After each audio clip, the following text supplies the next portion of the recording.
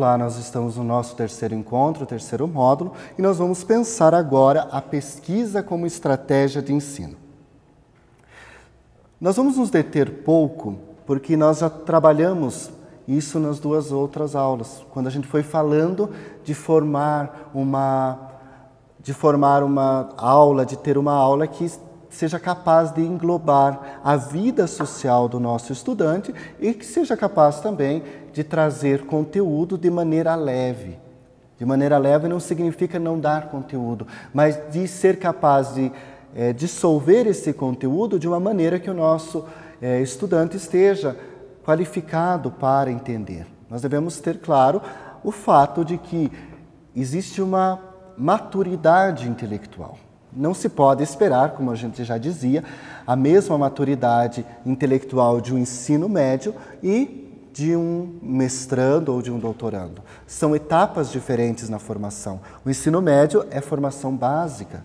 Então, com isso, nós vamos nos deter. Quando nós falamos a pesquisa como estratégia de ensino, nós devemos pensar, então, que quando consideramos a partir da realidade, de temas relevantes para a vida social, dos nossos estudantes, nossa e da vida da comunidade escolar, temos a oportunidade, sim, de romper com um estudo meramente conceitual.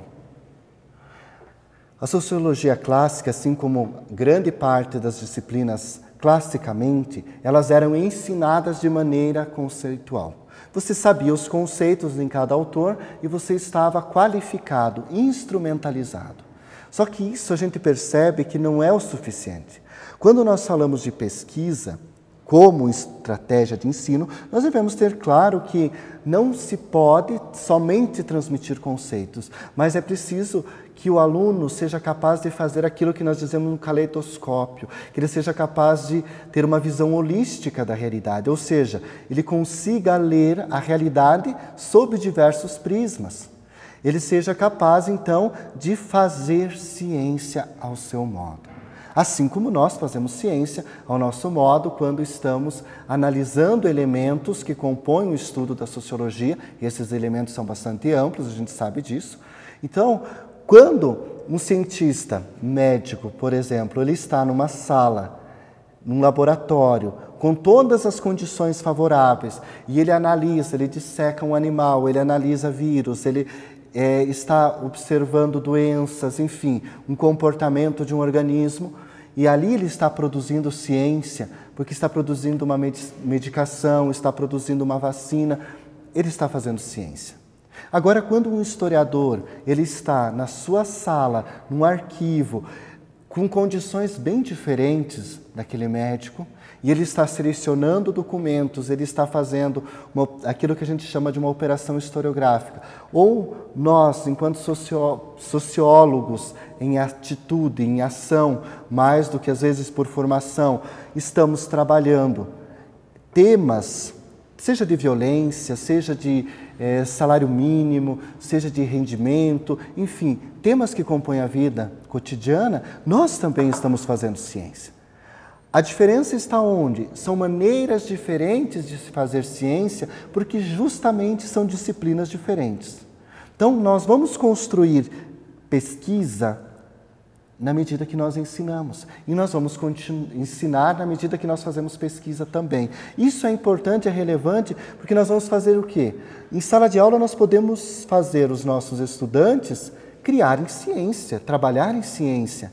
Quando eles fazem seleção de fontes, quando eles selecionam, eles recortam problemáticas que eles vão trabalhar. Eles estão fazendo um recorte científico, é um recorte epistemológico. Quando esse material é trabalhado e esse material é trazido para a sala de aula, você faz uma relação da problemática, a relação da problemática social, a realidade do aluno, e aí ele vai conseguir até mensurar até que ponto isso se aproxima dele ou não, da realidade dele ou não. Ele vai conseguir também, na medida que ele vai fazendo isso, iluminar com determinadas teorias. E essas teorias não vão ser a caixa onde você coloca as coisas e tem que se encaixar na teoria. Não, ao contrário, a teoria vai ser o bisturi para você abrir a realidade social. Então nós vamos, a partir daí sim, elaborar propostas e propostas de intervenção.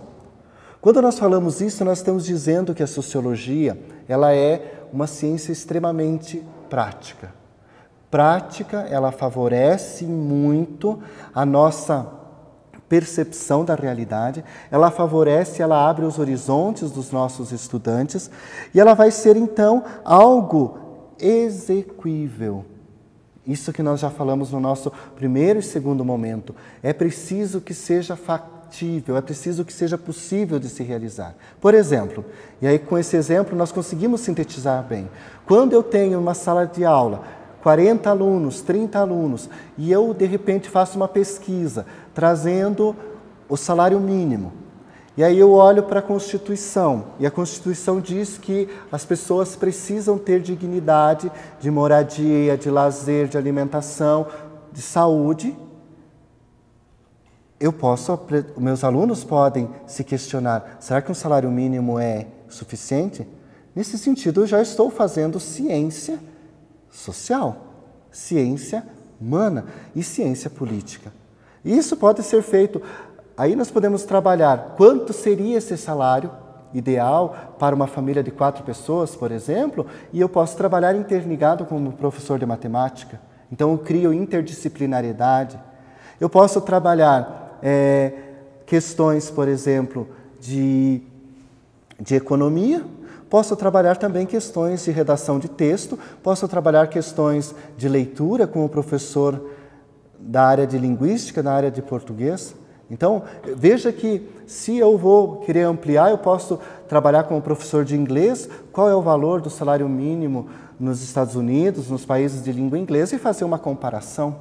Então, veja que eu estou criando ciência ao nosso modo e estou fazendo, sim, que esse trabalho seja realizável, exequível, mas também que seja humano e que seja parte da realidade dos nossos alunos. Então, eu trago a realidade dos meus alunos, dos meus estudantes, para a sala de aula e também levo a sala de aula para dentro da vida deles. Então, é possível fazer ciência dentro da sociologia? Sim, é possível fazer ciência. Não nos mesmos moldes das ciências matemáticas ou físicas, mas chegando a resultados que também vão favorecer e que também vão agregar a nossa cultura no sentido mais amplo. Então, vejamos que é muito prático. O ensino de sociologia, ele é um ensino muito prático e ele traz muito da vida para o cotidiano escolar. E, portanto, ele é muito amplo e ele é bonito por isso.